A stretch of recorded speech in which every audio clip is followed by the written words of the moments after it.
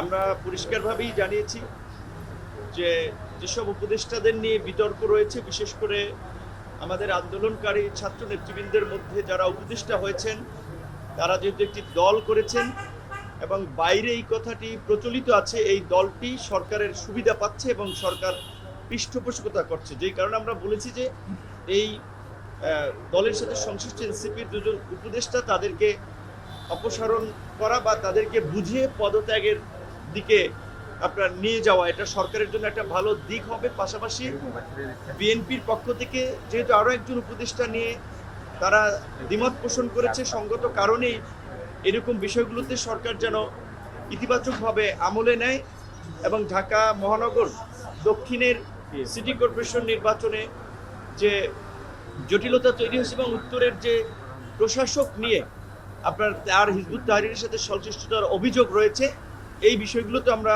ব্যবস্থা নেওয়ার জন্য জানিয়েছি। এবং আপনারা লক্ষ্য করছেন যে এই সময় বিশেষ করে আমাদের দেশপ্রেমিক সামরিক বাহিনীর বিরুদ্ধে নানা ধরনের নিষেধাজ্ঞার বিদ্বেষ ছড়িয়ে সরকারের সাথে বা জনগণের মুখোমুখি দাঁড় করানোর একটা চেষ্টা করা হচ্ছে সামরিক বাহিনীকে। সরকার যেন সামরিক বাহিনী সহ পুরো প্রশাসনকে কাজ করে, তাদের সাথে যেন দূরত্ব তৈরি হয়েছে। কারণ রাজনৈতিক দলগুলো আমরা অনেকেই যারা দায়িত্বপ্রাপ্ত উপদেষ্টা রয়েছেন কিংবা সরকারের সহকারী রয়েছেন, দেখা করার সাক্ষাৎ করার সময়সূচি চাইলেও, গুরুত্বপূর্ণ প্রয়োজনীয় বিষয় আলাপ করতে চাইলেও অনেক ক্ষেত্রে সাড়া মেলে না। এই বিষয়টি নিয়ে মোটামুটি সব দলই ক্ষোভ প্রকাশ করেছে এবং প্রধান উপদেষ্টা সেই বিষয়টা আপনার গুরুত্ব দিয়েছেন যে যোগাযোগটা আগের চেয়ে আরও যেন আপনার ঘন ঘন হয়।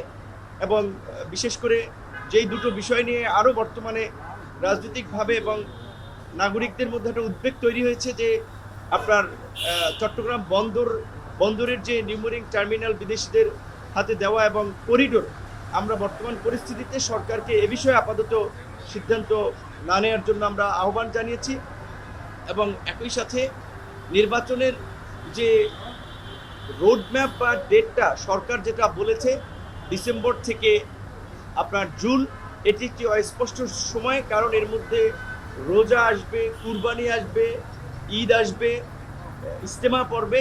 সেই কারণে আমরা বলেছি অন্তত প্রধান উপদেষ্টা যেন একটা সুনির্দিষ্ট মাসের কথা বলেন যে এই মাসে সম্ভাব্য নির্বাচনটা হতে পারে এবং নির্বাচন এবং সংস্কার বিচার ডক্টর মোহাম্মদ ইউনূসের নেতৃত্বে অন্তর্বর্তীকালীন সরকারি করুক, আমরা সেটা চাই। সেক্ষেত্রে সরকার অভ্যন্তরীণভাবে কিংবা যে বাহ্যিকভাবে যে চাপগুলো কিংবা নানান ধরনের ষড়যন্ত্র তারা অনুভব করছে বা করবে, সেই ক্ষেত্রে আমরা পরিপূর্ণ তাকে সহযোগিতা করব আমাদের পক্ষ থেকে। এটাই ছিল মোটামুটি দলীয় এবং বিশেষ করে যারা আমরা একত্রে ঢুকেছি, যেহেতু 2-3টা স্লটে বিভিন্ন রাজনৈতিক দলগুলোর প্রধানদের কিনে আজকে বসেছেন, এটাই ছিল মোটা দাগে আজকের এই আলোচনার বিষয়বস্তু।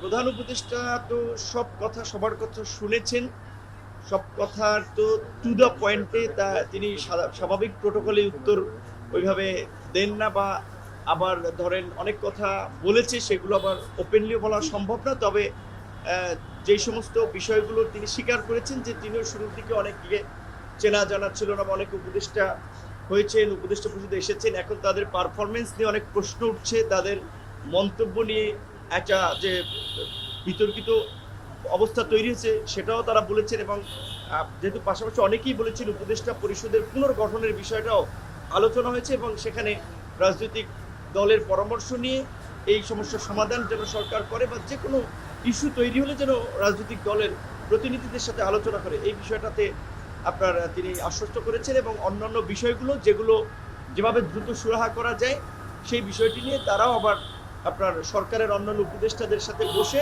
সিদ্ধান্ত জানাবে।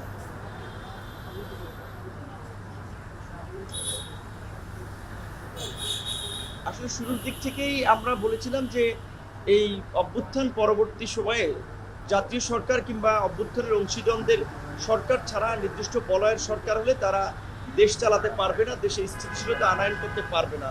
এবং এটাই আমরা আজকেও সেটা বলেছি যে আমরা কিন্তু 9 মাস আগে বলেছিলাম যে আজকে 9 মাস পূর্বে যেভাবে বাংলাদেশের ইতিহাসে বাম ডান সকলে মিলে যেভাবে এই সরকারকে সমর্থন দিয়েছে ব্যক্তি ইউনূসের কারণে, এখন কিন্তু সেই সমর্থনটা ওইভাবে আর আগের মতো নাই। কারণ হচ্ছে সরকারের কর্মকাণ্ড, সেটা শুধুমাত্র ব্যক্তি ইউনূসের না, ওভারঅল সরকারের কর্মকাণ্ড। তো সেই জায়গা থেকে এখনকার বিদ্যমান পরিস্থিতিতে আসলে জাতীয় নির্বাচনটা যত দ্রুত হবে ততই দেশ সংকট থেকে উত্তরণের একটা পথ খুঁজে পাবে, এবং সেটাই আমাদের সকলের জন্য স্বস্তির হবে, যে কারণে আমরা নতুন কোনো বিষয়ে এই মুহূর্তে আর আলোচনায় আনি না।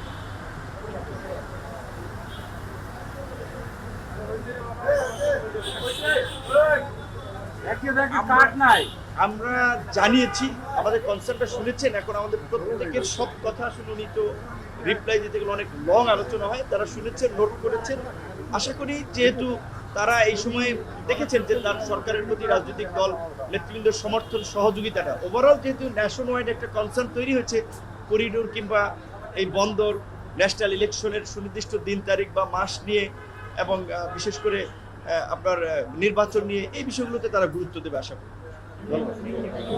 ধন্যবাদ। Thank you